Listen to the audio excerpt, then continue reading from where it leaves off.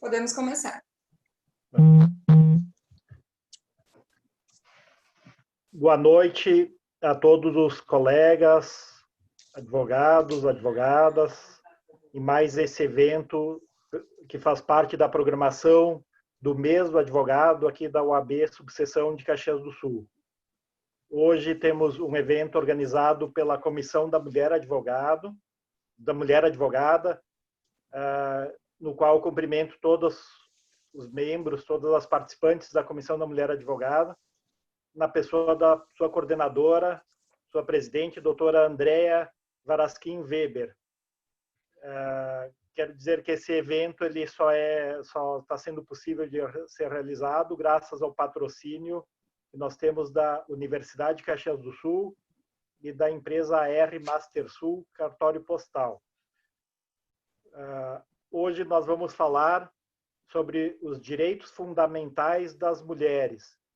E nós temos a honra de receber aqui em Caxias do Sul, nesse espaço virtual da UAB Caxias do Sul, a doutora Fernanda Marinella, que é advogada, professora do G7 Jurídico, conselheira nacional do Ministério Público, conselheira federal da UAB pelo Estado de Alagoas, coordenadora de comunicação da UAB Nacional, presidente de honra da Comissão Nacional da Mulher Advogada, UAB Mulher.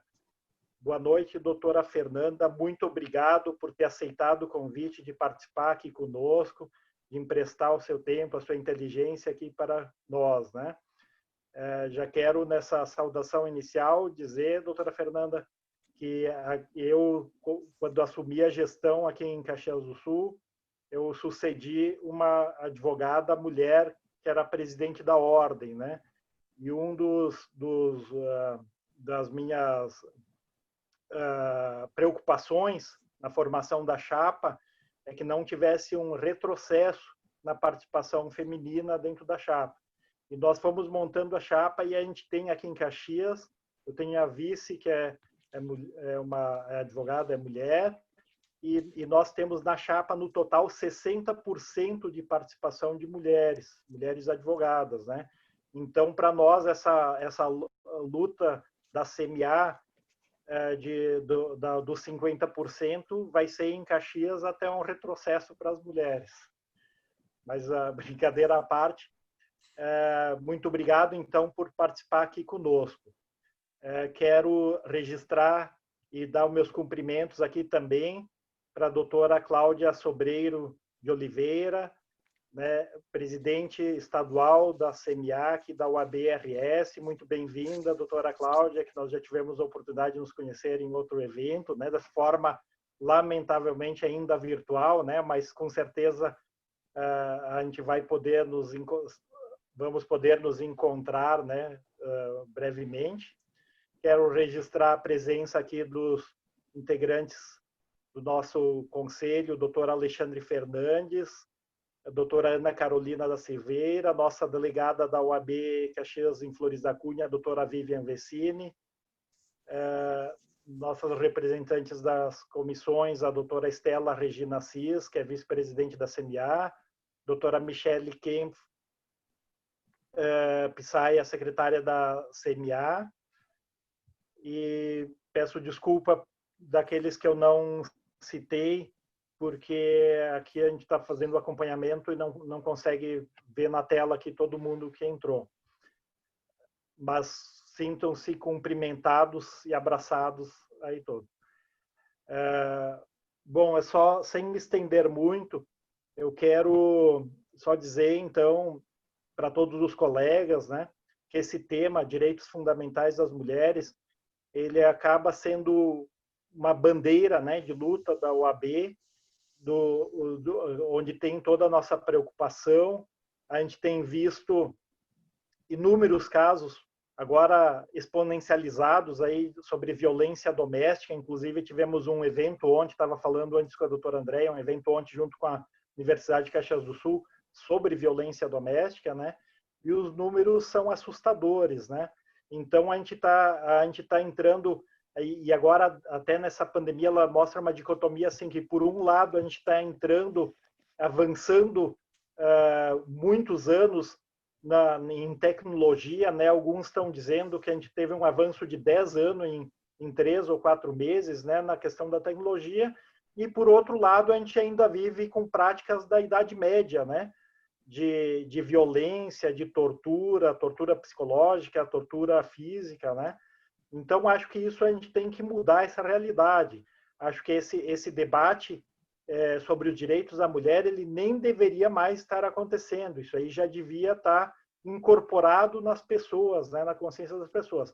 Mas, lamentavelmente, ainda não está. Então, a gente ainda tem que fazer o debate formiga, para ir conscientizando as pessoas da importância de realmente de existir uma igualdade entre os sexos. Por isso eu fico muito feliz, muito satisfeito com o trabalho que a CMA aqui de Caxias tem feito nisso, né, que mostra a vanguarda e mostra que está conectado, né, vamos dizer assim, conectada a CMA com o que é importante realmente para ser debatido, o que é importante nós, como OAB, levarmos para a sociedade. Muito obrigado, então, Andréa e toda a comissão da Mulher Advogado. Obrigado, doutora Cláudia, e obrigado, doutora Fernanda. Passo agora, então, a palavra para a doutora Andréa. Só faço um pedido aí para todos os presentes que mantenham seus microfones fechados e que as perguntas ou considerações sejam feitas pelo chat, que ao final serão respondidas. Muito obrigado. Fique à vontade, doutora Andréa. Boa noite a todos. É com imenso prazer que a OAB e a CMA de Caxias do Sul recebem todos para uma discussão tão importante e com uma pessoa tão ilustrada. E então eu gostaria de primeiro agradecer ao Dr. Rudimar, que ele tem capitaneado de forma muito louvável a nossa subseção. A sua vice-presidente, doutora Ana, que também é incansável.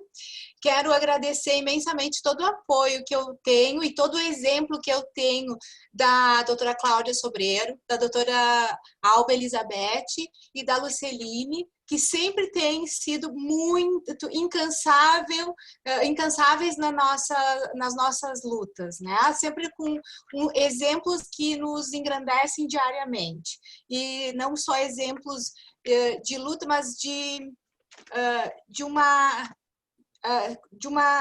disponibilidade que nos compromete bastante. Quero agradecer também a minha parceira de CMA, a doutora Estela, que também se mostra sempre muito disponível. Isso é importante para que a gente consiga estar aqui e realizar todas essas ações que a gente tem tentado fazer para minorar um pouco as diferenças. A doutora Michele Kempf-Psaia também, o meu muito obrigado, que é a nossa secretária.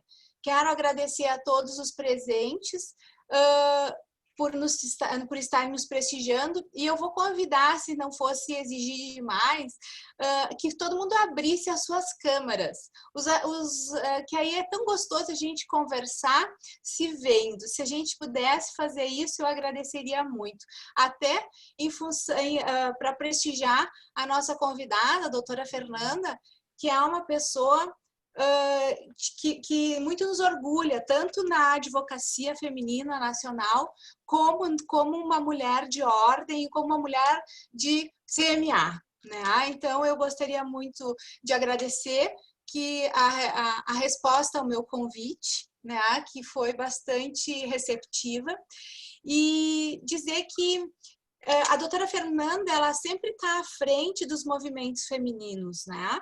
E especialmente dentro da nossa instituição. Sempre trabalhando para o exercício de uma advocacia sem restrições de gênero.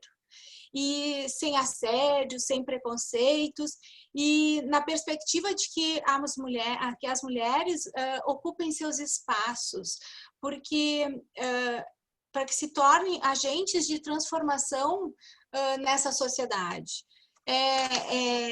A nossa classe profissional, né, ela goza de atualmente quase uma paridade de gênero entre advogados e advogadas.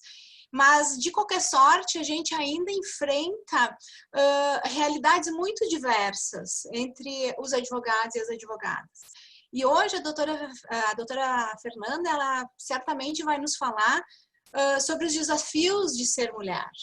Ainda numa sociedade como a nossa, que já temos avanços, mas de qualquer sorte ainda precisamos avançar mais, porque a gente precisa entender toda a complexidade do tema, respeitar as diferenças, para que a gente possa realmente gozar de mesmos direitos e mesmas oportunidades, especialmente dentro da advocacia. Doutora, muito bem-vinda, somos toda ouvidos, porque eu acho que nós vamos nos deliciar com a sua fala. Bem-vinda.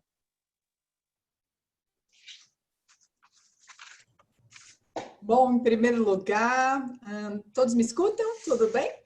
Bom, em primeiro lugar, queria cumprimentar o presidente Rudimar e a vice-presidente Ana, da subseção de Caxias do Sul. É um prazer imenso estar participando, ainda que à distância, desse evento em Caxias do Sul, que é um evento que comemora, né, o mês da advocacia, são das comemorações, faz parte das comemorações neste mês da advocacia, que nós, na verdade, utilizamos primeiro para comemorar, sem dúvida alguma, porque na vida nós devemos comemorar as nossas conquistas, mas especialmente é um mês que nós também refletimos pelos desafios que nós temos pela frente. O que nós precisamos fazer ainda para que a advocacia esteja cada vez mais valorizada, cada vez mais protegida e cada vez mais reconhecida. E falar dos direitos e garantias das mulheres advogadas significa falar exatamente desse fortalecimento da advocacia brasileira. Então, eu queria desde já agradecer o convite pela oportunidade de estar em Caxias do Sul. Queria cumprimentar a nossa presidente da Comissão da Mulher, doutora Andréa Weber, cumprimentar a Andréa e desde já agradecer pelo convite. E olha que a Andréa insistiu, enquanto eu não dei a resposta, ela não desistiu, mulher persistente. E digo isso porque durante essas semanas, na verdade, são 2, 3 eventos por dia, né? E a gente vem conseguindo acumular, assim, acomodar os horários, né? Aí você está no norte, no sul, do leste ao oeste e tudo ao mesmo tempo. Então, é um mês muito comprometido, né, na agenda, mas eu fico muito feliz por esse convite, André, e obrigada pela sua paciência, pela sua compreensão, né? E deu certo. Fico feliz de estar, então, nesse movimento, nessa realização de Caxias do Sul. Queria cumprimentar ainda a Cláudia Sobreiro, que é uma guerreira aí na luta pelas mulheres no Rio Grande do Sul. Cláudia, é um prazer imenso reencontrá-la, ainda que à distância. Mas eu não poderia jamais estar no Rio Grande do Sul e não falar de pessoas tão queridas, né? Ainda que não presentes nesse momento, mas eu devo registrar. Primeiro, eu queria registrar ao presidente Lamáquia, porque foi meu presidente, enquanto eu fui presidente de seccional, me deu a oportunidade de ser coordenadora adjunta do Colégio de Presidentes na gestão passada, é um amigo querido que fez parte e faz parte da minha trajetória dentro do sistema OAB, então não poderia estar no Rio Grande do Sul e não cumprimentar meu querido amigo Lamáquia. Queria cumprimentar também o presidente Breyer da seccional. Breyer foi meu colega de colégio de presidentes, se tornou amigo, né? Nós somos hoje amigos de família, então fico muito feliz pela gestão de Breyer, pela oportunidade de estar no Rio Grande do Sul. Mas falar de direitos das mulheres e falar das garantias dos direitos das mulheres não dá para passar sem registrar a nossa grande liderança feminina, que é, na verdade, a nossa querida Cleia Carpe, e estar no Rio Grande do Sul e não dizer a Cleia a nossa gratidão pela sua trajetória até aqui seria uma injustiça. E eu sempre digo, quando começo a minha fala, dizendo o seguinte: nós, mulheres deste século e deste momento, devemos a todas as mulheres que nos antecederam e que caminham conosco até aqui a nossa eterna gratidão. Porque graças a essas mulheres nós conseguimos avançar muito, conseguimos efetivar direitos, efetivar garantias, estabelecer um ordenamento jurídico muito mais igualitário. Então, a todas as mulheres que nos antecederam, a nossa gratidão, o nosso carinho e o nosso reconhecimento. Nada disso seria possível com uma única mulher. Essa caminhada depende da força conjunta, da união e do esforço de muitas mulheres. Então, a essas mulheres, o nosso muito obrigado. Mas, assim, eu cumprimento, então, todos os demais presentes, advogadas, advogados e todos que nos assistem por este mundo virtual, por este novo normal que se tornou, então, que eu nem gosto de novo normal, mas essa realidade que nós estamos vivenciando, então, nesse tempo de pandemia. Mas para falar de direitos fundamentais das mulheres, das garantias e dos desafios da advocacia feminina no país, nós precisamos começar lembrando, sem dúvida alguma, da Constituição de 1988, que é a Constituição tão chamada e desejada Carta da Democracia, ou tão sonhada Constituição Cidadã. Constituição essa que estabeleceu princípios essenciais de um Estado democrático de direito, com garantias fundamentais, como a igualdade, a liberdade de pensamento, o acesso à educação, o acesso à saúde, cidadania, dentre outros direitos indispensáveis a todo o povo brasileiro. Mas, apesar deste texto constitucional, que é quase uma poesia, nós não podemos ser hipócritas a imaginar ou a dizer que nós estamos em condições de igualdade no país hoje. Nós não podemos deixar de discutir essa temática, até porque nós temos, sim, uma igualdade constitucional, uma igualdade legal, mas não temos, de fato, uma igualdade social. Então, todos são iguais perante a lei, sem distinção. Mas isso não é tão simples assim no nosso dia a dia. Então, nós precisamos sempre discutir esse tema, refletir sobre esse tema, construir estratégias para superar os desafios que nós temos pela frente. Então, não podemos ter, na verdade, esconder esse assunto embaixo do tapete. E falando disso, é importante que a gente compreenda que durante toda a nossa história, a mulher foi tratada de forma preconceituosa e de forma discriminatória. E para compreender de onde nós saímos e aonde nós chegamos hoje, para entender qual é a trajetória que nós temos pela frente, precisamos fazer um breve histórico dos direitos fundamentais das mulheres na história ou na construção do ordenamento jurídico do nosso país. E para pensar nisso, nós temos que retroceder lembrando, nós estamos falando de um país que já teve 7 constituições. Uma delas no Império e as outras 6 feitas na República. E vamos lembrar o que aconteceu na Constituição, de forma bastante breve, de 1824. Quando nós falamos da Constituição de 1824, vamos lembrar, a mulher aparecia no texto constitucional em 2 hipóteses, 2 passagens bem rápidas. A primeira delas era para falar com relação à sucessão ao trono, para dizer que os homens preferiam as mulheres, portanto, os homens sucediam ao trono e a mulher não tinha esse direito. E a segunda oportunidade era para dizer que nós, mulheres, éramos objeto. E, portanto, tratava do casamento ou do dote no casamento das princesas. E assim dizia o quanto valia o futuro, o nosso casamento. A mulher aparecia, então, naquela Constituição de 1824, de forma discriminatória. A observar que, naquele momento, a discriminação não era somente normal, como era também constitucional no nosso país. Mas, felizmente, nós evoluímos e seguimos, então, a Constituição de 1891. A Constituição de 1891, ela já traz algumas preocupações a mais. E trata, então, primeiro, a filiação ilegítima. E falando da filiação ilegítima, nós, mulheres, aparecemos no texto constitucional agora como sinônimo de concubina, de amante, aquela que vivia à margem da nossa sociedade brasileira. Mas, felizmente, os movimentos feministas começam a ganhar força no final do século XVIII e início do século XIX no nosso país.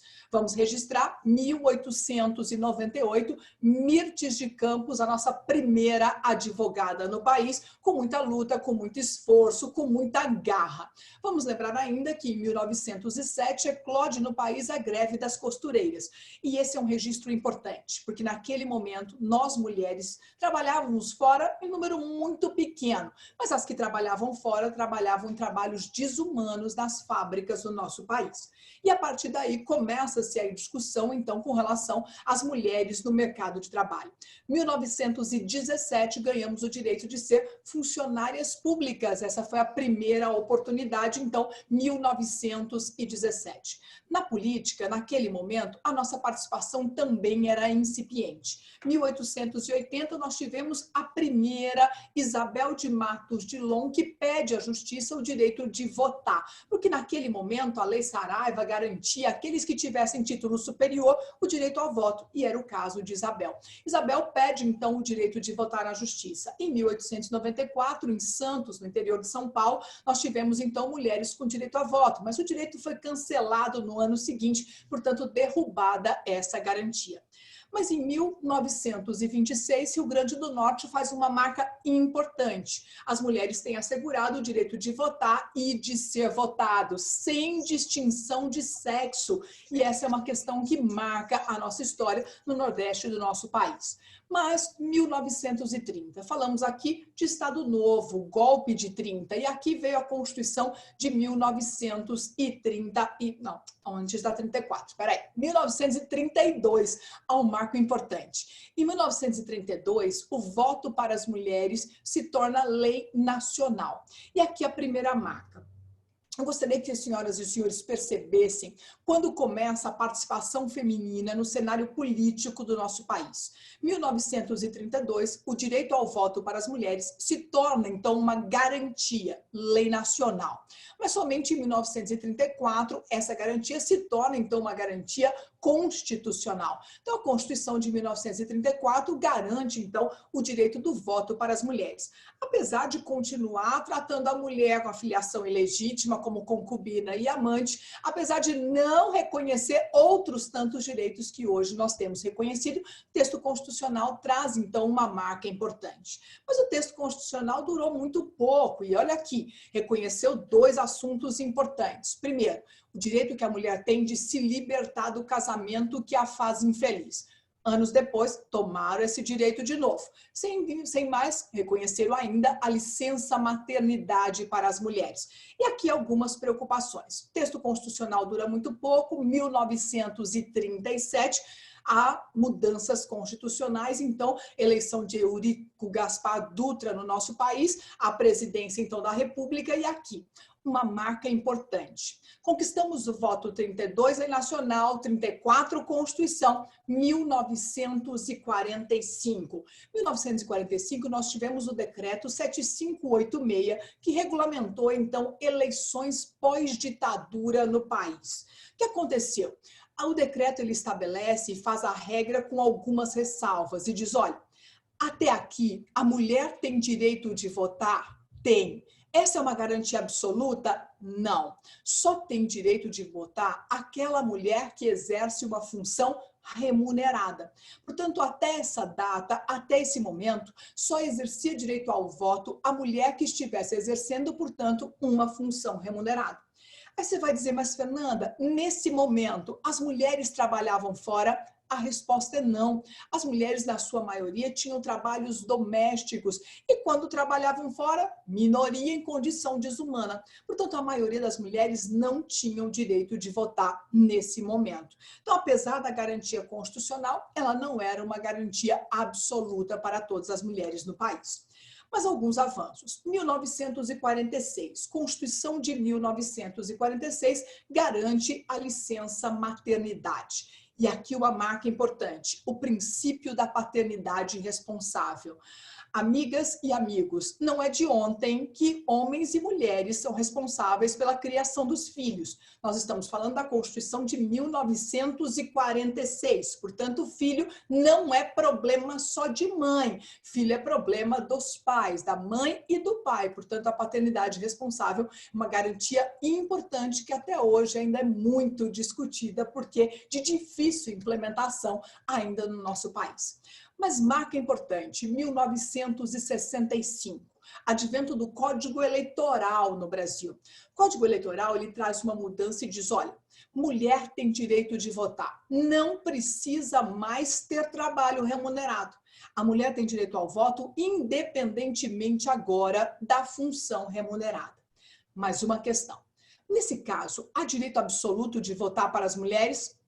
A resposta é negativa. Ainda não, porque neste momento só tinha direito de votar os alfabetizados. E nessa época, as mulheres, na sua maioria, não estudavam e eram ainda analfabetas. E, portanto, a garantia ainda não era plena e absoluta. Mas fica aqui reconhecido, independentemente de função remunerada, a garantia de voto para as mulheres.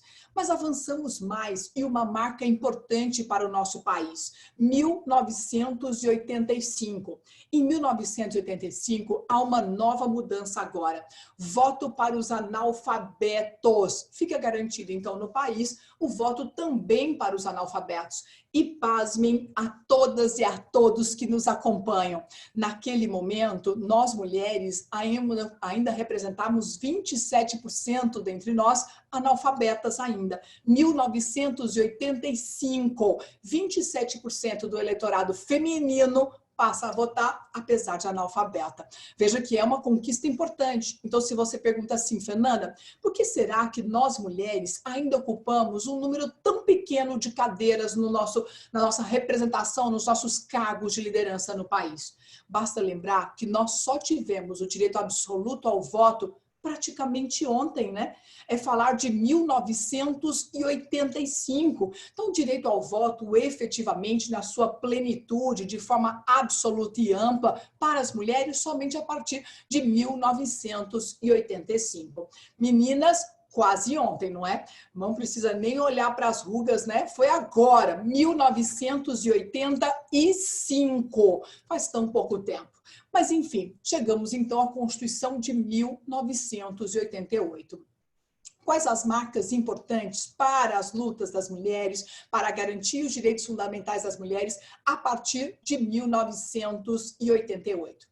Senhores e senhoras, a Constituição de 88 reconhece a licença maternidade. É uma garantia, sem dúvida alguma, indispensável para a liberdade e atuação das mulheres no mercado de trabalho.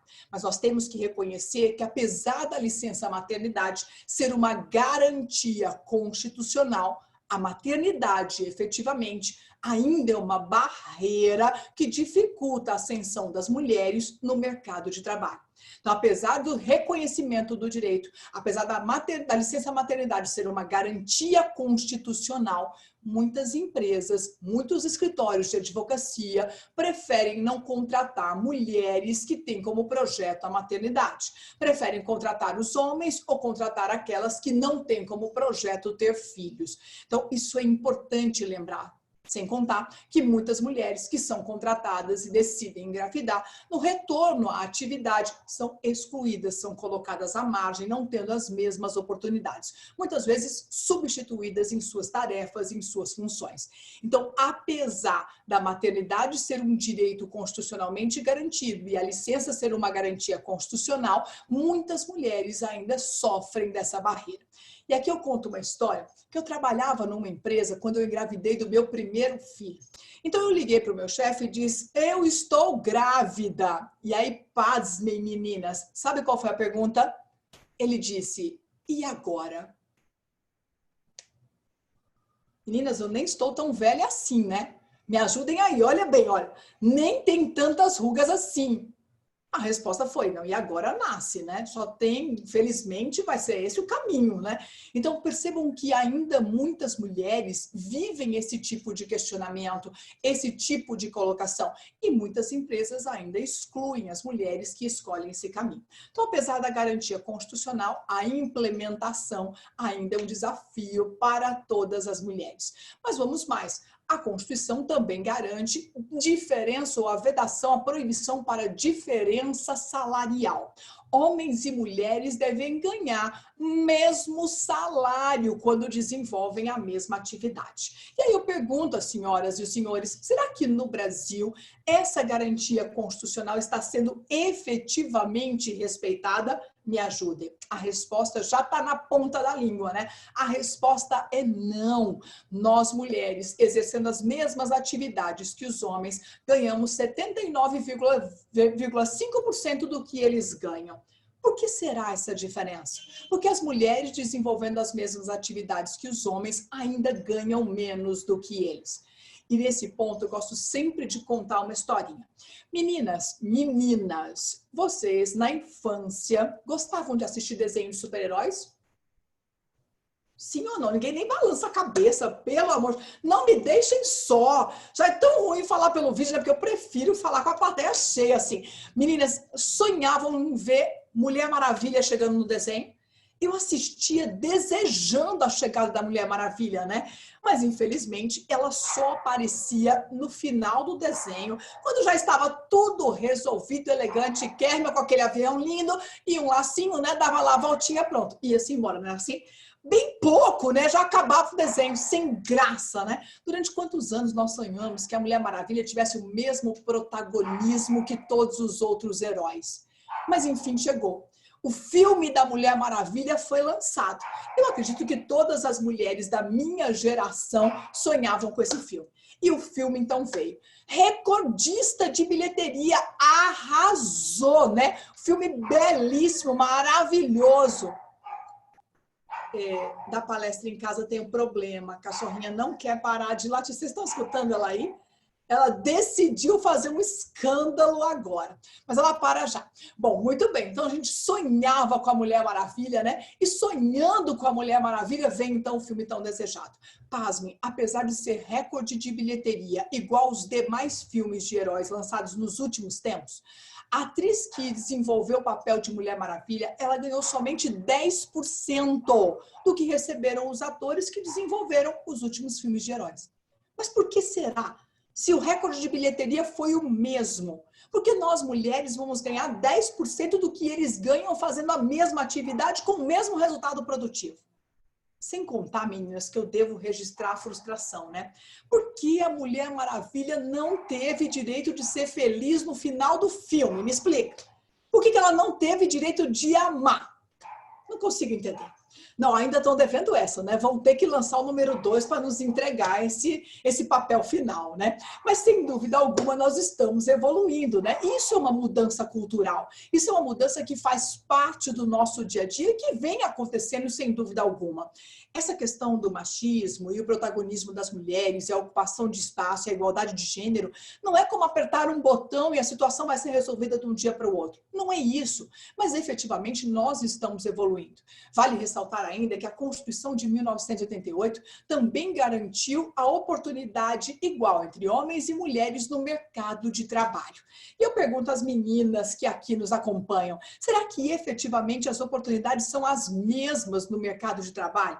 Aqui tenho duas colocações. Primeiro, em tempo de pandemia, em tempo de Covid, em tempo de desemprego em razão da pandemia, nós mulheres perdemos mais o emprego do que os homens. Por que será que isso aconteceu? Porque demitiram mais mulheres do que homens. Será que a igualdade, a oportunidade no mercado de trabalho é a mesma? A resposta é não. Sem contar que nós temos que registrar teto de vidro. Já ouviram falar de teto de vidro? Muito bem. Exercendo as mesmas atividades, nós mulheres temos que desenvolver uma atividade produtiva muito maior do que os homens. É como se para fazer ou ganhar o mesmo salário, a gente precisasse fazer o dobro, o triplo do que eles fazem. Por que será essa exigência? Por que será este rigor? Homens e mulheres têm a mesma capacidade para desenvolver as mesmas atividades? Claro, cada ser humano nas suas características, mas nós temos sim habilidades e capacidades para desenvolver com o mesmo resultado e, portanto, o mesmo salário. O mercado de trabalho deveria dar o mesmo tratamento para homens e para as mulheres. Bom, mas além disso, vamos pensar ainda. No que diz respeito à previdência social, diferença importante, né? Homens e mulheres na aposentadoria, as mulheres ficam com 5 anos a menos do que os homens. E essa é uma medida ou é uma desequiparação necessária? É uma desigualdade para estabelecer a isonomia, até porque a regra constitucional diz que nós temos que tratar os desiguais de forma desigual na medida de suas desigualdades. Nós, homens e mulheres, ainda somos desiguais, infelizmente. Então, a desequiparação, ela é necessária. E o que diria a tripla jornada de trabalho que nós, mulheres, desenvolvemos? Não é possível que os homens sejam capazes ainda de dizer que são iguais. Não, nós somos desiguais e queremos tratamento desigual na medida das desigualdades para estabelecer a isonomia. Meninas, em tempo de pandemia, que o diga a nossa jornada de trabalho. Vamos pensar bem, né? Olha só, vamos lembrar o que aconteceu na pandemia.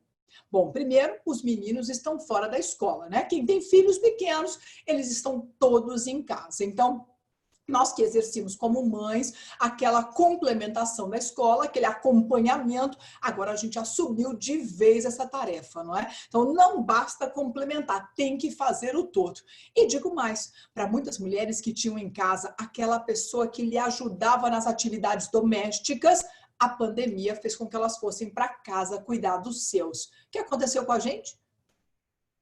Mas vamos lembrar, meninos, tarefa doméstica não é espaço privativo das mulheres. Isto não é um problema de mulher, isso é um problema da família. E que na pandemia, isso com certeza gerou uma sobrecarga para todas nós mulheres, o que não deveria acontecer. Mas eu brinco que numa certa oportunidade havia um colégio de presidentes agora na pandemia, né? E nós, representantes do Conselho Nacional do Ministério Público, somos chamados, então, para participar do colégio de presidentes. E olha a cena, né? Era segunda-feira, portanto, dia de lavar roupa, né? Não tinha jeito. Um monte de roupa já estava desse tamanho, né? Alguém vai ter que lavar, se alguém vai ser eu, vamos lá, né? Encara.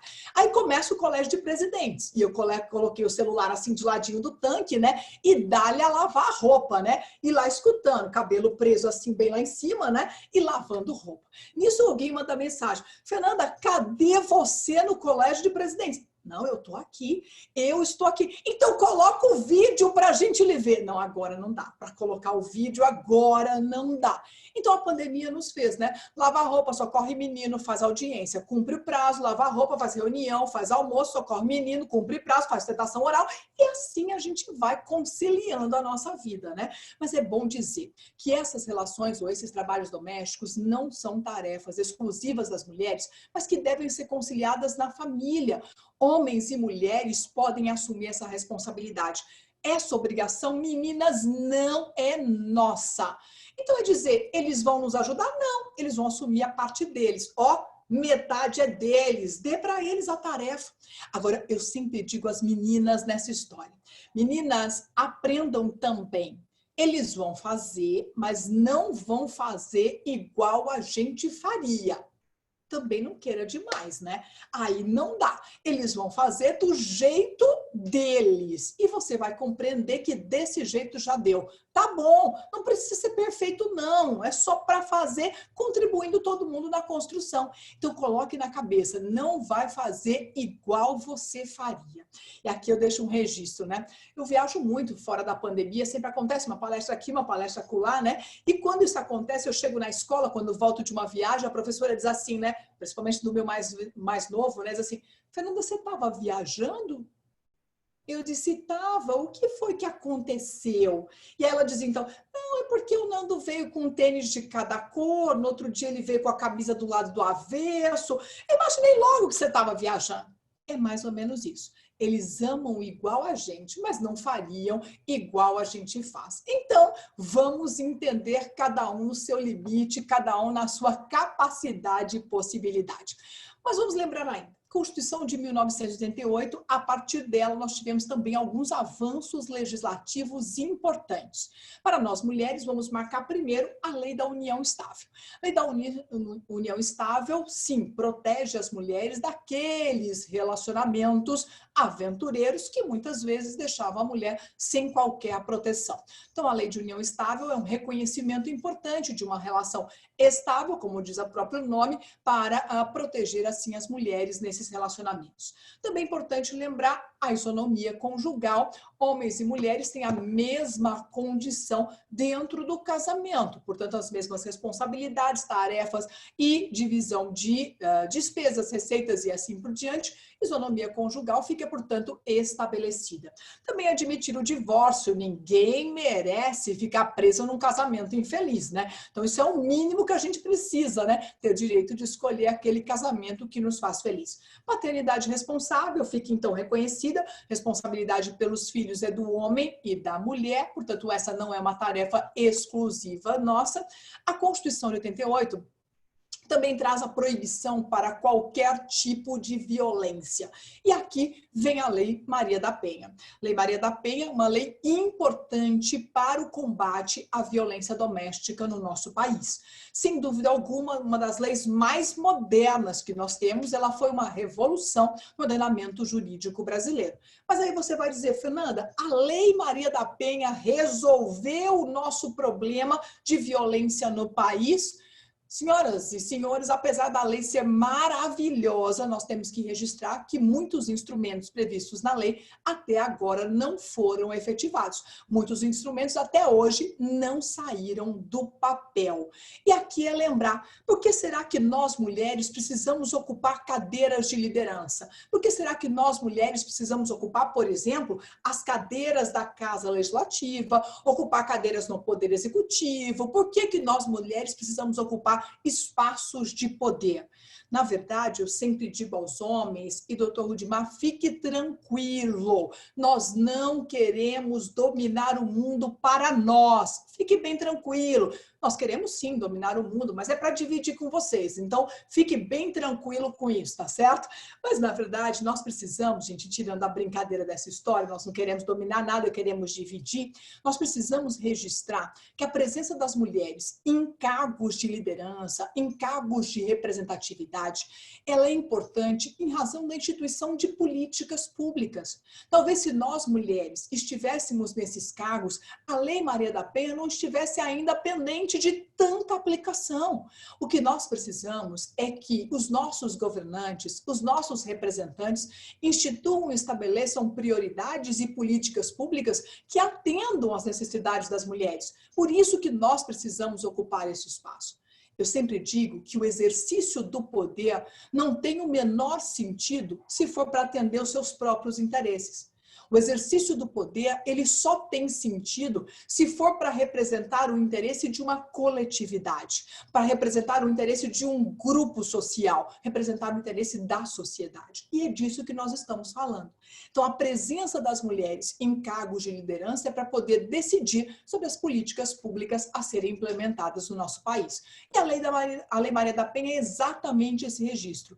Muitas políticas públicas instituídas pela lei ainda não saíram do papel, porque não há priorização, porque não há investimento público na sua definição. Então, essa é uma grande preocupação no país.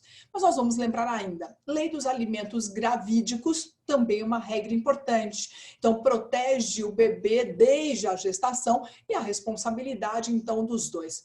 Eu sempre digo que os termos mulher separada, mulher desquitada, mãe solteira, são termos que demonstram o conceito de mulheres corajosas, mulheres que tiveram a coragem de enfrentar todos esses preconceitos dentro do ambiente familiar, dentro do ambiente social e conseguiram superar todas essas dificuldades. É importante registrar que a história das mulheres, ela não é somente das mulheres. A história das mulheres é também a história dos homens, é a história da família, é a história da criança, é a história da nossa sociedade. Então, a evolução e a história das mulheres não é somente para as mulheres, é a história de toda a nossa sociedade. E que, sem dúvida alguma, comparando aquela mulher de 1824 e a mulher de 2020, nós tivemos avanços importantes, avanços que marcaram a nossa história. Agora, observe, nós mulheres já estudamos mais do que os homens. Ganhamos salários menores do que os homens. Ainda temos a exclusividade em muitas famílias do trabalho doméstico e sofremos violência e feminicídio em números assustadores. Nós não podemos permitir que esses dados continuem acontecendo. E aqui eu registro a importância da lei do feminicídio. Eu me lembro que quando eu presidi a Comissão Nacional da Mulher Advogada, lá em 2013, naquele momento se discutia a lei do feminicídio. E eu ainda me lembro que uma das principais preocupações nossas naquela época, e a gente tinha discussão, né, o que era bom, o que era ruim, quais os pontos mereciam mudança no projeto de lei, mas um registro ficou. Nós precisávamos, naquela época, conhecer os números do feminicídio no Brasil. Porque efetivamente nós precisamos saber quantas mulheres no nosso país morrem pelo simples fato de ser mulher. E eu estou dizendo isso porque, como professora de Direito Administrativo, tenho que registrar. Uma política pública, ela só é implementada a partir dos números. Não tem o menor sentido instituir uma política pública se não tem uma mulher morrendo nessa condição. Então, muitos dizem a pandemia aumentou os números. Eu acredito. Mas eu acredito também que todo esse tempo que nós temos até aqui nos revela que os números eram muito maiores do que a gente imaginava lá no início da introdução da lei. A lei do feminicídio ela tem, então, um papel fundamental. É instituir dados e diagnóstico para efetivamente a instituição de políticas públicas para combate a essa violência no país. E é preciso entender que a violência doméstica, que a violência contra a mulher, não é um problema só da família. Não é um problema só da mulher. E vem aquela história, né? O sujeito escuta o barulho da briga do vizinho e da vizinha lá brigando, né? Ele diz assim, não me meto. Em briga de marido e mulher, ninguém mete a colher. Isso não pode continuar acontecendo. Violência doméstica, violência contra a mulher é um problema de todos os indivíduos. É um problema de toda a sociedade. Esse é um problema do Estado brasileiro. Esse é um problema de política pública. Portanto, não se trata de uma preocupação somente das mulheres. Isso não é uma discussão entre as advogadas. Isso é uma discussão para toda a sociedade. É dizer que a violência doméstica no país, ela é democrática. Ela está em todas as regiões, religiões, em todos os níveis culturais, de norte a sul, de leste a oeste. Portanto, não é um problema só das mulheres. Isso é um problema de toda a sociedade brasileira. E nós não podemos abrir mão dessa política pública. Nós não podemos abrir mão das vidas de muitas mulheres que caminham conosco. E aqui vale lembrar ainda, no esporte, vamos registrar, nós mulheres avançamos muito, hein? No esporte, nós mulheres conseguimos, 2012, 259 mulheres, 47%, 47%. 2016, 5 mil mulheres, 45% de atletas participaram dos Jogos Olímpicos. Mas, pasmem, o nosso problema ainda é a mídia, porque a mídia não transmite os esportes femininos com a mesma representatividade que são transmitidos os esportes masculinos. Mas as famílias brasileiras são comandadas hoje em 38% por mulheres, chefiadas e sustentadas por mulheres. E aqui eu lembro que nós, mulheres, já representamos 52% do eleitorado nacional. E se nós, mulheres, representamos 52% do eleitorado nacional, eu pergunto às mulheres que nos acompanham, até quando nós, mulheres, vamos deixar que eles escolham por nós? Se nós representamos 52% do eleitorado nacional, eu repito, até quando nós vamos deixar que eles escolham por nós? E eu digo que nós, mulheres, ocupamos cerca de, no máximo, 15% das cadeiras eletivas no nosso país. O que significa dizer que eles continuam escolhendo por nós.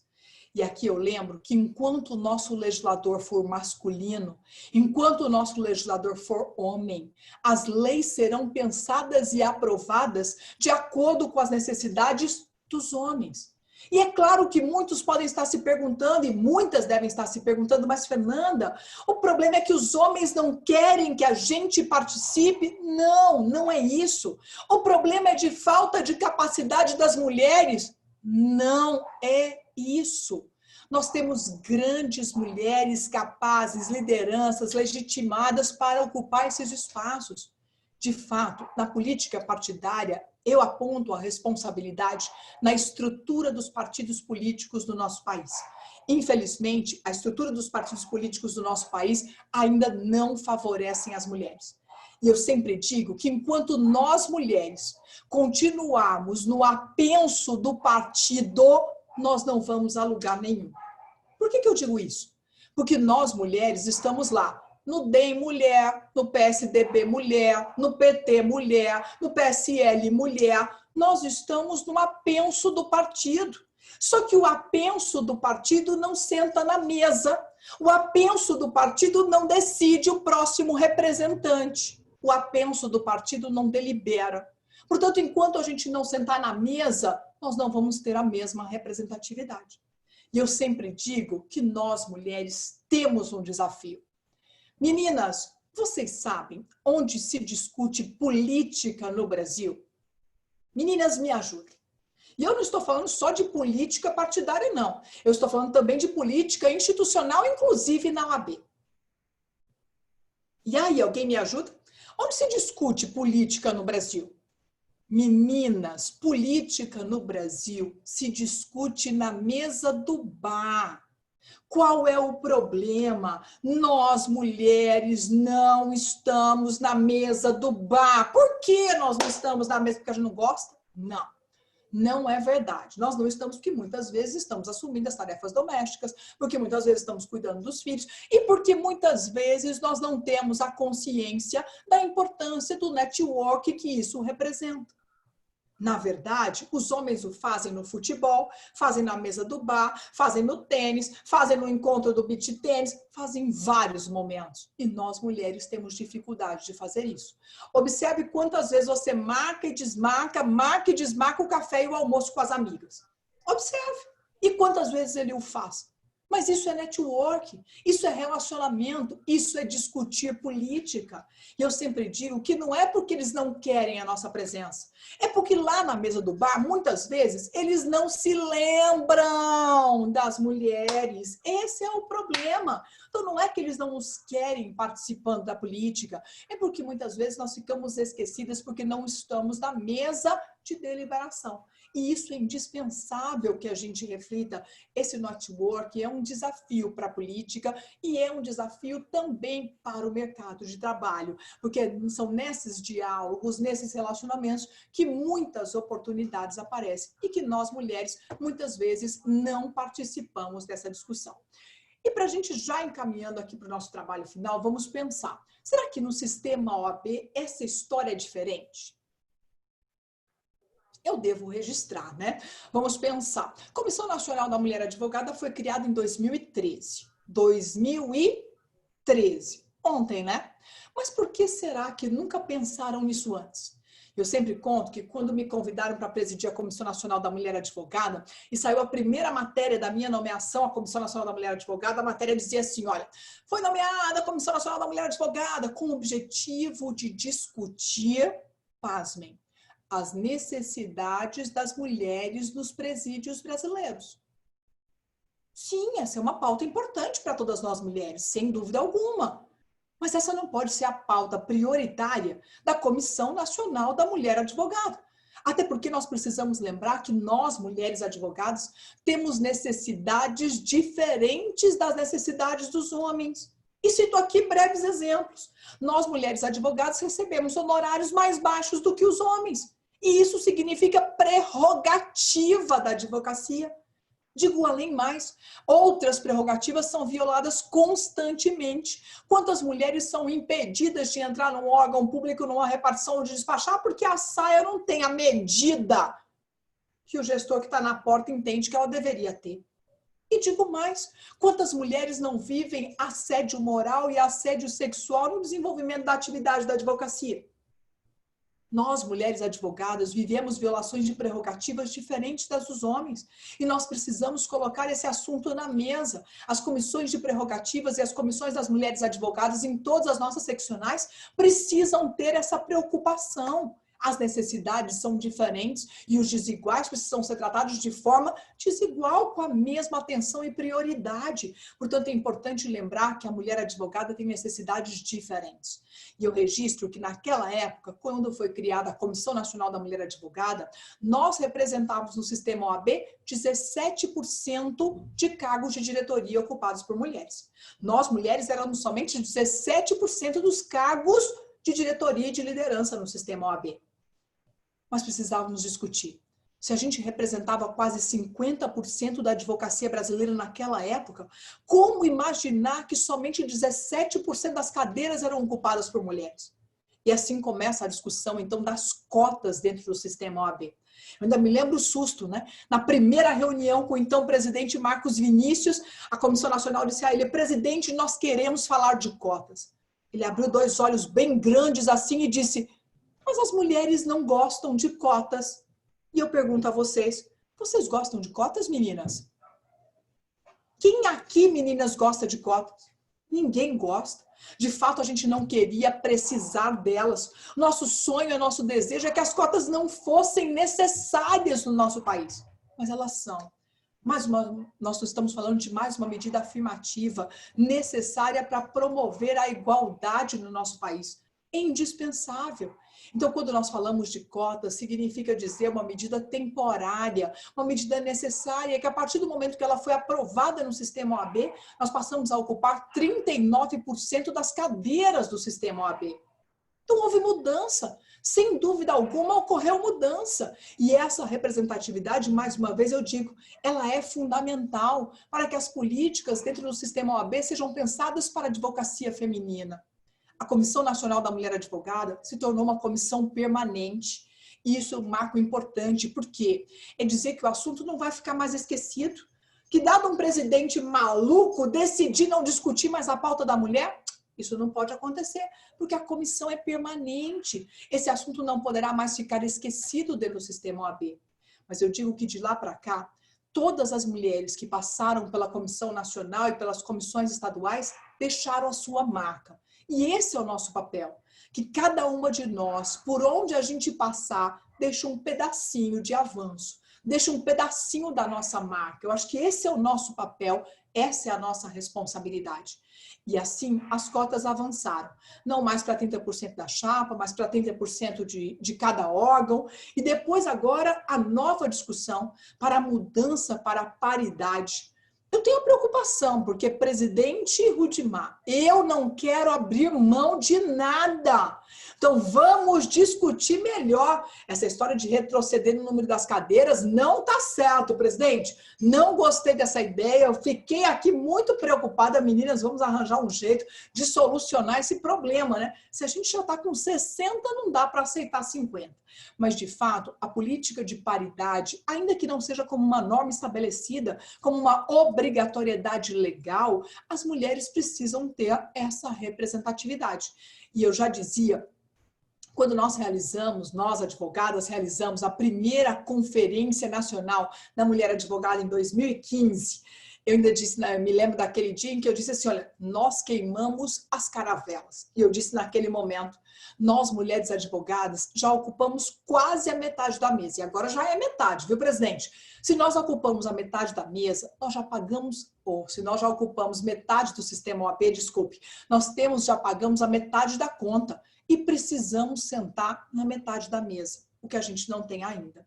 Então, o que nós precisamos, na verdade, é ter o espaço que nós pagamos. Se nós, mulheres advogadas, já representamos 50% da advocacia brasileira, se nós já pagamos metade da despesa do sistema OAB, nós temos que ter direito de sentar na metade, pelo menos, dessa mesa.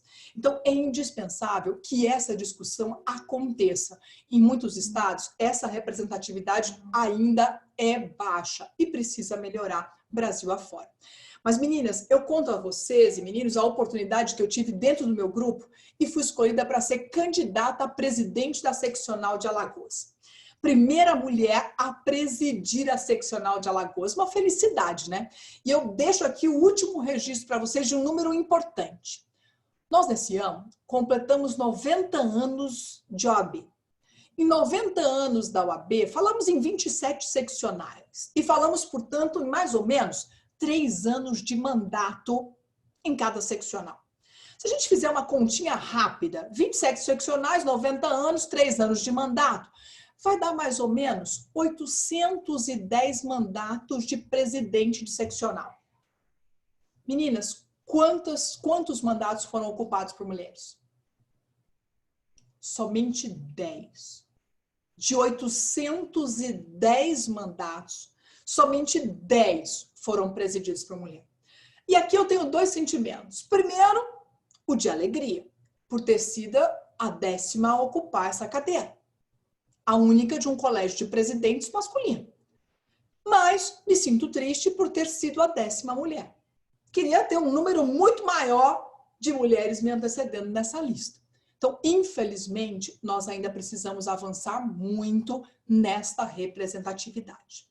E conto, por último, que quando eu fui escolhida para ser a candidata do grupo, um colega, que à época era conselheiro federal da OAB, chega para mim e diz, mas Fernanda, se você ganhar a eleição para a presidência da seccional, quem é que vai mandar? Eu então olhei para ele, achei que não tinha entendido muito bem a pergunta, né? Não é possível que ainda o sujeito pense que num momento como esse, ganhando a eleição, depois de ganhar a eleição, então eu disse a ele, mas eu achei que depois de ganhar a eleição eu pudesse mandar, né? Não vou poder, não é? Imagine que ainda nós temos homens que pensam dessa maneira. E essa é a nossa tarefa.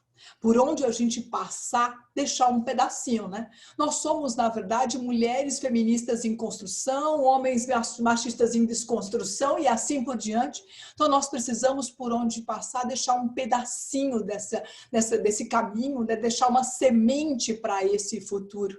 E eu sempre digo que nós, mulheres, somos a atriz e a autora principal da nossa história. Portanto, é a nossa responsabilidade. Nós precisamos sair da cadeira e assumir esse papel principal da nossa história. É verdade que hoje os homens estão sentados nas cadeiras, mas de fato essas cadeiras não são deles. Eles estão lá por questões históricas, por questões culturais, mas nós precisamos dialogar. E com bom senso, acho que nós podemos construir relações diferentes para o nosso futuro. Eu acho que isso é o fundamental, é bom senso. E nós, mulheres, não podemos dar a ninguém a régua que mede o nosso valor.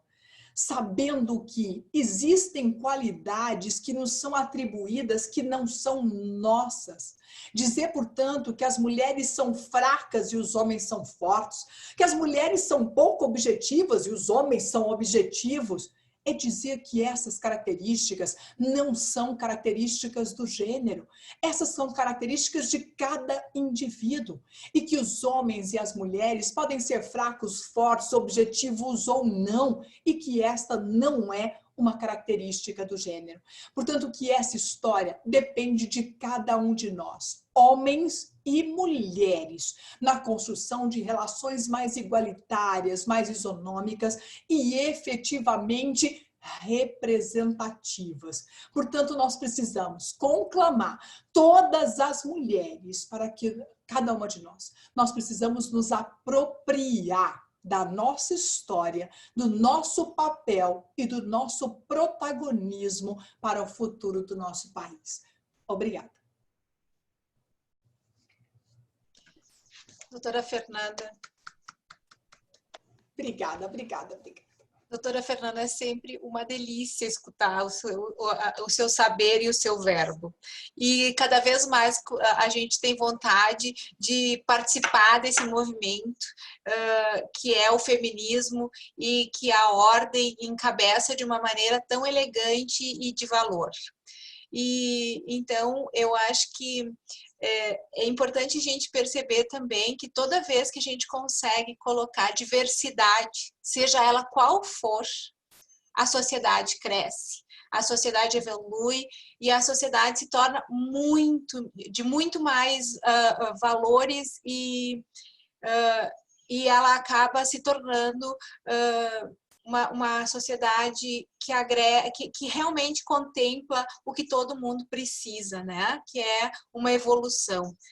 E para isso eu vou convidar também a doutora Cláudia Sobreiro para proferir algumas palavras aqui, porque ela tem falado coisas maravilhosas nos podcasts da OAB, que é um outro trabalho de vanguarda que a OAB do Rio Grande do Sul está fazendo, e ela fala de uma propriedade tão importante sobre essa necessidade também da mulher participar dos espaços de poder na própria ordem, né, doutora?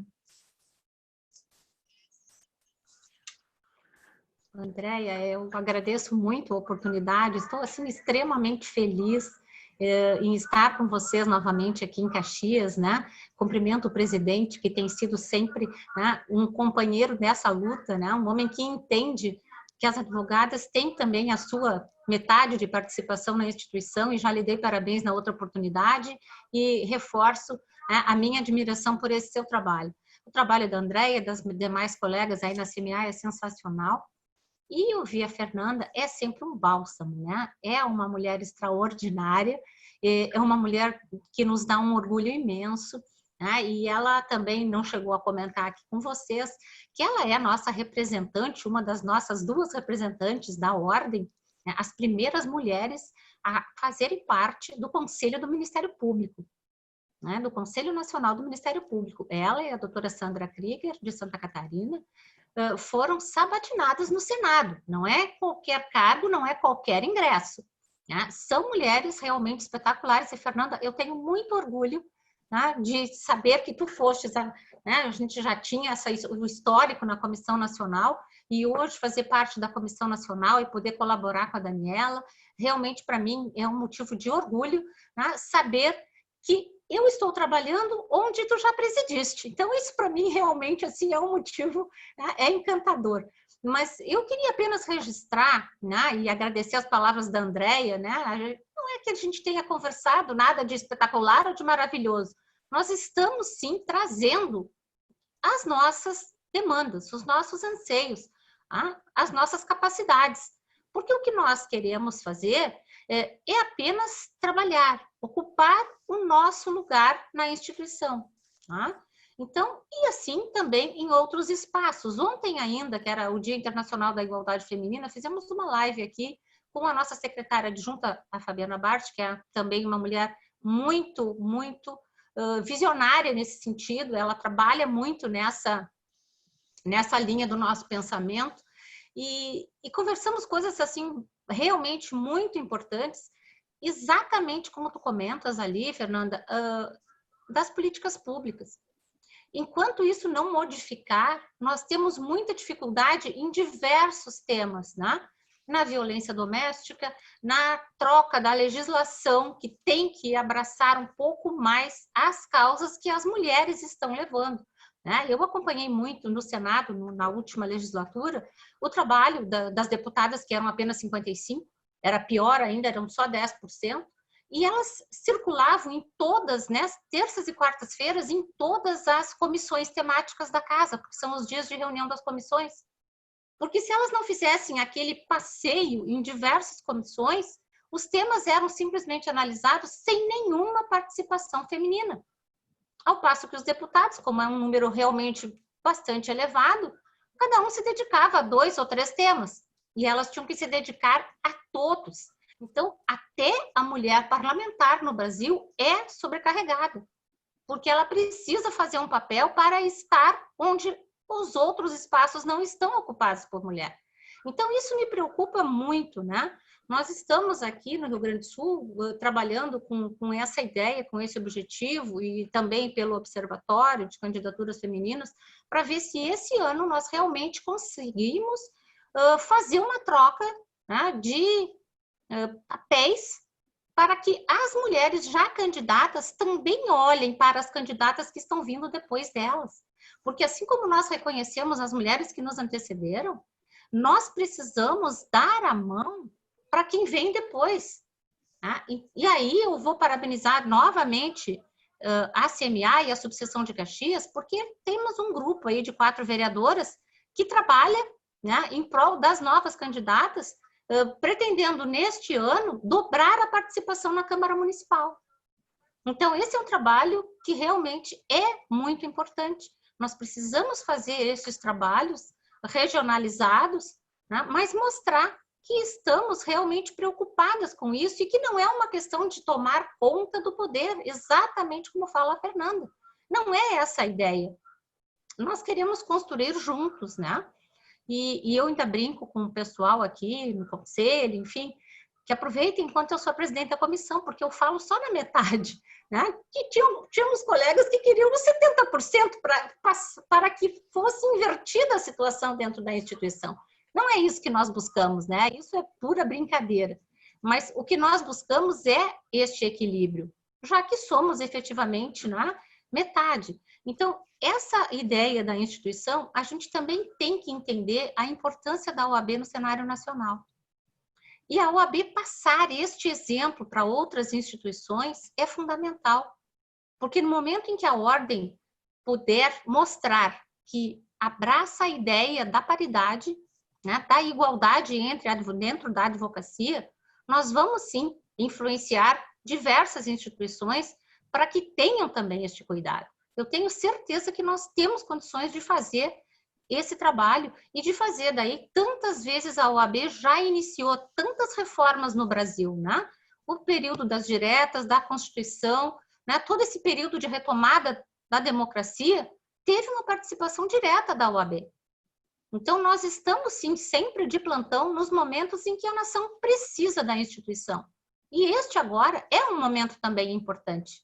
A advocacia, de alguma forma, tem sido desvalorizada em alguns setores, tá?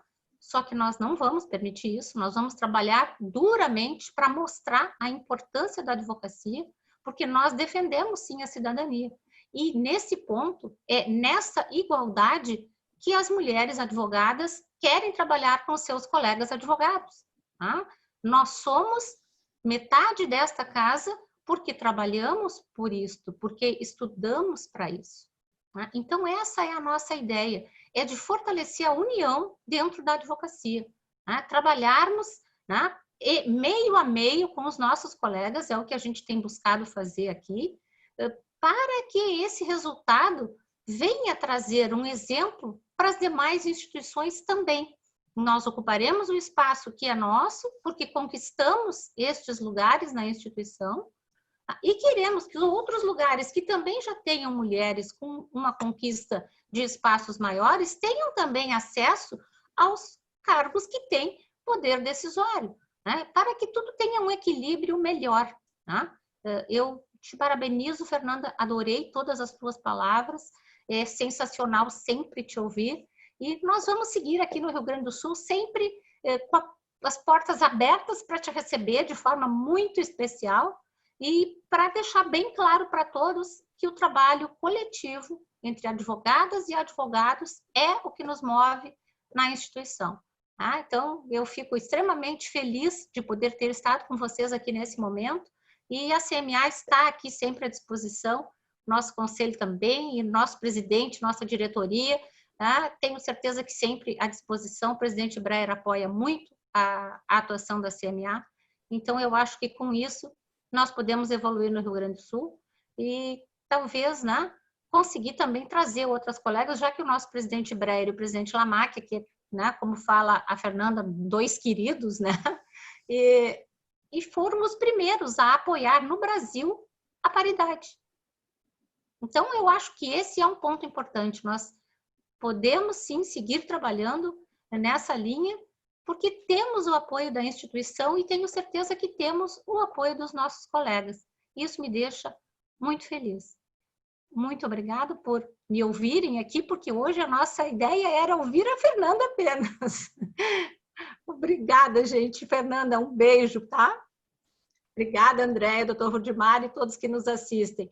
E destaco aqui também a presença das minhas queridas, né, da minha vice-presidente, da nossa secretária-geral, mulheres de ordem de primeira grandeza e que têm feito um trabalho magnífico, sem o qual eu não conseguiria levar a CMA como nós temos conseguido fazer. Então, agradeço demais a vocês. Muito obrigada. Um beijo. Obrigada, doutora Cláudia. E nos encaminhando já para o final, doutora Fernanda, contudo, nós temos uma pergunta que ela é importante porque ela é feita por uma colega nossa, que é a doutora Rosana Toqueto, e ela encabeça um movimento aqui na nossa cidade que trabalha, chamado Política de Saias.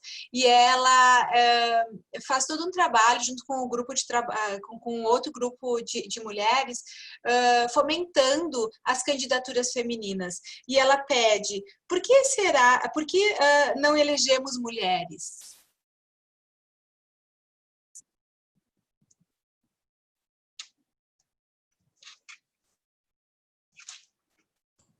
Acho que agora foi. Deu, agora deu. Na verdade, é Rosana, não é, Andréia? É Rosana. Rosana, primeiro, parabéns pelo trabalho que você faz aí, né, à frente desse projeto, né, de Mulheres de Saia. Eu acho que isso é muito importante, né, e na política isso é fundamental. Na verdade, eu não tenho uma resposta certa e objetiva para lhe colocar, por que nós mulheres não elegemos mulher. Eu acho que primeiro a gente tem que diagnosticar, nós não elegemos mulher, porque se elegêssemos, nós não estaríamos na representatividade que nós temos hoje. Se nós representamos 52% do eleitorado e temos 15% das cadeiras, é porque nós efetivamente não elegemos mulheres. Eu acho que essa é a primeira constatação que a gente tem que fazer, o diagnóstico. Acho que muitas mulheres não conseguem se eleger por estrutura dos partidos políticos, porque elas sequer são escolhidas dentro dos partidos políticos. É como eu disse, nós, na verdade, ficamos no mundo paralelo dentro do partido, por isso que a gente brinca, a gente chama de anexo, de apenso do partido, né? Então, nós não temos a deliberação efetivamente principal do partido, então, nós não ocupamos as principais cadeiras nas candidaturas. Também acho que os partidos, eles não investem em candidaturas femininas, e quando eles não investem em candidaturas femininas, eu coloco aqui 2 pontos importantes, Susana. Primeiro, eu sempre brinco que nós, mulheres, não fomos preparadas para a política como os homens foram, né? E eu sempre conto assim, olha, meninas, lembrem vocês da infância. Do que a gente brincava na infância? A gente brincava de boneca, a gente brincava de vassourinha, a gente adorava brincar de panelinhas, não era assim? Esses eram os nossos brinquedos principais. E do que os homens brincavam na infância? Os homens já brincavam logo de avião, né? Brinquedo de montar que exercitava a concentração, que dava desafio, que dava... Eles foram preparados de forma diferente de nós. Então, eu acho, o primeiro ponto, que os partidos políticos eles não investem nas candidaturas femininas, ao ponto de que eles não investem na capacitação de mulheres para a política. Acho que as mulheres precisam ainda, sim, apesar de grandes mulheres, de capacidades maravilhosas para a política, nós ainda precisamos ter esse preparo. Eu acho que a gente precisa discutir política com um desprendimento diferente do que nós mulheres normalmente fazemos. Então, acho que na política nós ainda precisamos de mais investimento. Eu não estou falando que não tem uma, que não tem duas, que não tem 10 mulheres. Eu acho que a gente precisa de muitas mulheres para viabilizar em muitas cadeiras. Então, para isso, nós precisamos capacitar muitas mulheres. É disso que eu estou falando. E a segunda questão que eu acho que eles também não investem efetivamente nas candidaturas e tentam de toda maneira desviar os recursos que hoje a lei garante para as mulheres, não dando para as mulheres. É de toda forma, né? Primeiro na propaganda, segundo no espaço eleitoral, terceiro, eles vão criando subterfúgios para não investir nas candidaturas femininas. E aí eu volto ao meu ponto inicial. Se nós não estamos na mesa de deliberação do partido político, nós também não decidimos para onde vai o dinheiro do partido político e muitas vezes isso vira, né? Biscoito vende mais que a toxina, vende mais que a fresquinha, fresquinho porque vende mais e a gente fica num ciclo vicioso, infelizmente, e não saímos do canto. Então, eu acho que isso é um ponto. Um outro ponto importante é que eu disse no final da minha fala. Eu acho que aquela fala assim, porque as mulheres não participam da política porque não gostam de política. Isso não é verdade. Isso não é verdade. Nós mulheres gostamos sim de política, queremos sim participar da política. Mas também é verdade que muitas mulheres ainda não se apropriaram do papel de atriz política que ela representa. O que eu quero dizer com isso? Eu acho que por onde a gente tem que passar, e eu vou lembrar aqui a vocês uma frase, que foi a primeira frase que eu recebi da doutora Cleia, quando eu assumi a Comissão Nacional da Mulher Advogada. Sentada com ela assim de ladinho, doutora Cleia, qual a sua contribuição? Se a senhora tivesse assim, qual é o conselho? Qual é o seu primeiro conselho para a primeira mulher que assume a primeira vez que a Comissão Nacional da Mulher Advogada é nomeada, né? Aí ela diz assim a mim, Fernanda, nós precisamos estimular as mulheres. Nós precisamos incentivar cada vez mais mulheres. E eu acho que é isso que a gente precisa. Envolver as mulheres. participar e incentivar as mulheres, não só para participar como candidatas, mas para participar do sistema político de uma forma ativa, inclusive no voto para escolher mais mulheres. Eu acho que nós precisamos mostrar a muitas mulheres que, por razões diversas, ainda não perceberam o quanto é importante que outras mulheres estejam nesses espaços de poder para lutar por que elas acreditam, para que o que elas precisam. Então, é mostrar para muitas mulheres que não perceberam ainda a importância de ter uma mulher nesses espaços ou de ter muitas mulheres nesses espaços. Então, o que eu acho é que a gente precisa incentivar as mulheres a participar. E aí eu deixo aqui o registro para todas nós que, num momento ou outro, temos um direito de fala, que temos espaço de fala. Para todas nós que temos um microfone na mão em algum momento. É incentivar as mulheres, é cativar as mulheres, é convencer as mulheres, é fazer com que as mulheres se apropriem dessa pauta. Essa pauta é de todas nós, independentemente de ideologia, de partido político, de que lado nós estamos. Esse assunto precisa nos unir. E aí vem a preocupação, né? 15 dias atrás, nós tivemos no Congresso Nacional, nem sei se você soube disso, Cláudia, se você acompanhou, mas foi apresentado um projeto de lei no Congresso Nacional por uma deputada para acabar com as cotas. Quer dizer, é inacreditável ainda imaginar que a gente vai ter mulheres que não defendem a pauta das mulheres. Quer dizer, se não por nada, é para proteger outras mulheres que precisam de nós. Aí alguém pode perguntar assim, mas você já sofreu discriminação que te impedisse de estar porque é mulher? Eu nunca fui impedida de estar porque sou mulher. Mas eu tenho certeza que muitas mulheres viveram isso.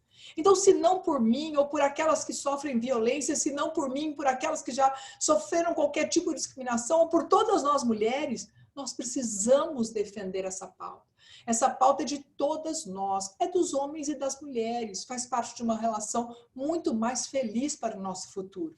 Então, eu não sei lhe dizer, Sana, por que as mulheres não votam em mulher, mas eu sei o que nós temos que fazer. Para mim, o que nós temos que fazer é cobrar, incentivar e fazer com que as mulheres se apropriem desse papel social que nós temos com o nosso futuro, com as nossas futuras gerações.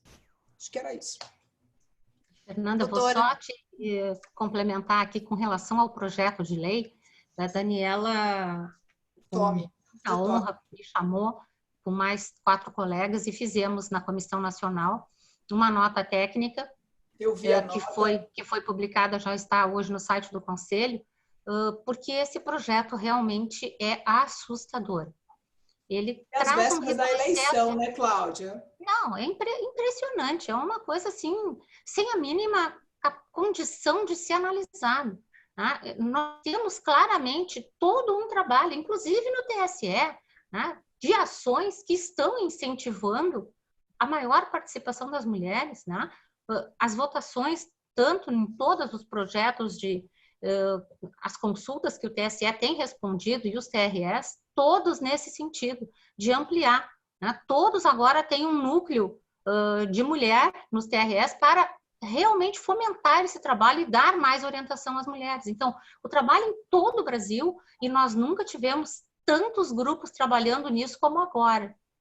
Por isso, eu ainda acho que nós teremos esse ano uma chance um pouco maior de chegar com mais cadeiras. Embora nós tenhamos aí algumas dificuldades, e todas que tu falaste eu achei sensacionais, elas são realmente as dificuldades, no partido é muito difícil, mas nós temos também a situação que é a financeira, que faz com que nós nem saibamos que mulheres são candidatas, porque muitas são candidatas e fazem campanha de forma muito bem elaborada. Né? Talvez esse ano, com a pandemia, possa haver um equilíbrio um pouco maior de forças, porque tudo vai ser muito na internet. É claro que quem tem uma disponibilidade maior de verba vai contratar uma grande agência, enfim. Mas um bom trabalho é possível competir de forma mais ou menos parelha. Mas nós precisamos sim fiscalizar e fazer com que o dinheiro chegue e que não fique ali nas campanhas de vices, né? Já que pode ser usado também nas majoritárias, desviando o dinheiro da eleição de vereadores para eleger prefeitos. Né? Não temos nada contra a eleição de prefeitos. Nem contra mulheres que queiram ser vices, mas que sejam vices por natural liderança, Não assim, aquele convite na última hora para fazer com que a verba chegue ali em maior quantidade. Então, mas realmente o projeto sem cotas agora, nós não temos a mínima condição de aceitar, porque nós queremos avançar, não apenas as cotas, mas garantir, né, daqui para frente, garantia de cadeiras, não apenas de cotas. Então, no que depender da Comissão Nacional da Mulher, né, que tão brilhantemente iniciou, né, pelo teu trabalho, nós vamos seguir, sim, trabalhando para que essas garantias apenas aumentem, jamais retrocedam. Vamos trabalhar muito nisso. Obrigada, desculpa interrompê-las aí mais uma vez, mas tive que falar nessa nota técnica, porque esse projeto é assustador. E então, acho que sem mais perguntas do nosso público, eu agradeço imensamente essa tua fala, que muito nos orgulha pelo teu trabalho, porque ela não é uma fala desembasada de uma atitude, né? E isso que é importante para nós perceber que existem mulheres trabalhando seriamente para que nós mulheres tenhamos realmente mais consciência de que nós precisamos ocupar espaços, né, em todos os momentos das nossas vidas. Então, eu agradeço muito a tua participação. Desculpe se o meu convite foi um pouco incisivo. Foi ótimo, André, foi ótimo, deu certo. Mas deu certo. Então, muito obrigada.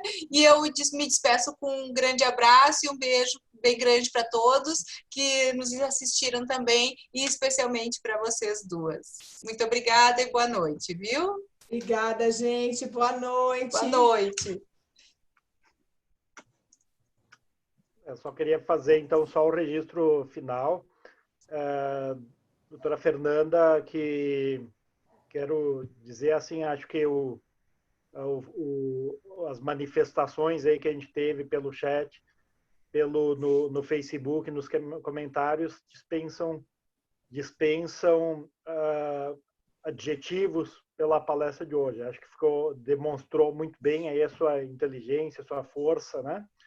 Tá? E acaba sendo, para nós aí que a gente tem incentivado dentro da nossa subseção, né?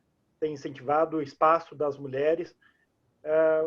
É um alento, né? Saber que tem outras pessoas que trabalham em outras instâncias da ordem também por isso.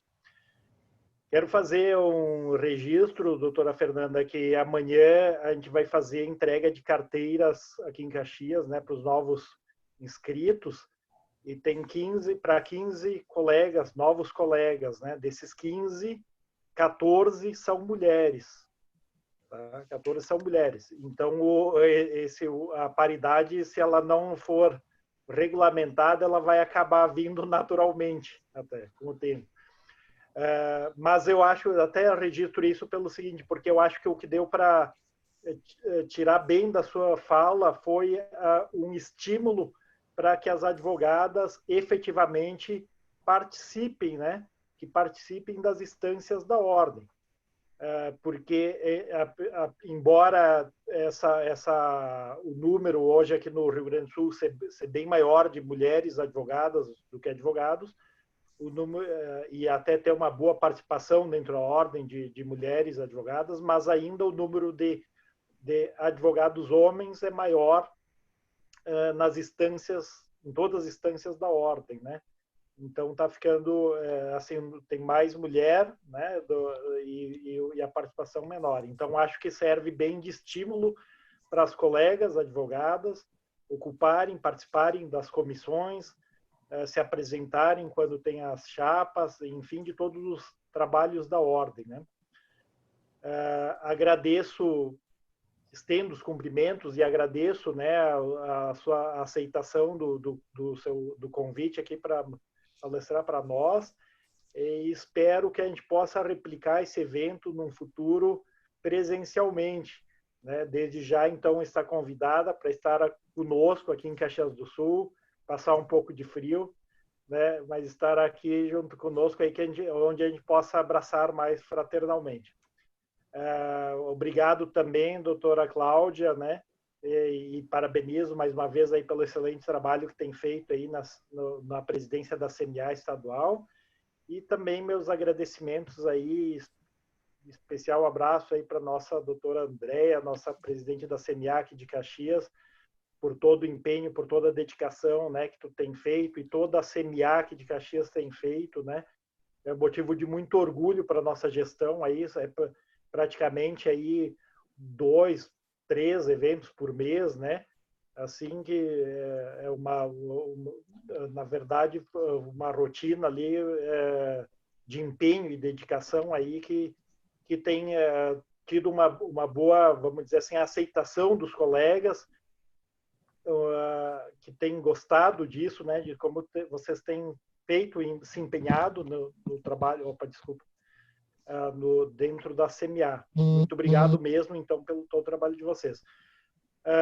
Aproveito para convidar todos os colegas que nos assistem para o último evento do mês do advogado, que vai ser na segunda-feira, nesse mesmo canal, nesse mesmo horário, às 19h30, dicas básicas de TI para escritórios e advogados. Tá? Então, é importante, acho que nesse momento de pandemia, a gente ficou muito claro as nossas deficiências, né, no trato da tecnologia, e é um evento que ele é idealizado aí, então, pela Comissão de Direito Digital. Fica aqui meu boa noite, meu muito obrigado a todos que nos prestigiaram, tanto aqui no canal do Zoom como no Facebook. E parabenizo mais uma vez todos os colegas advogados pela passagem do nosso dia, pelo nosso mês. Muito obrigado e boa noite a todos e a todas. Boa noite. Presidente, se o senhor não tomar cuidado com a paridade, já vai ficar sem cadeira. Com esse número de 14 aí, o senhor é que tinha que estar preocupado com essa paridade, presidente. Isso é sério. As mulheres vão dominar o mundo por aí. Boa noite, presidente. Boa noite a todos. Prazer ver você. Obrigada, meu amor. Cláudia, beijo. Beijo. Tchau, tchau.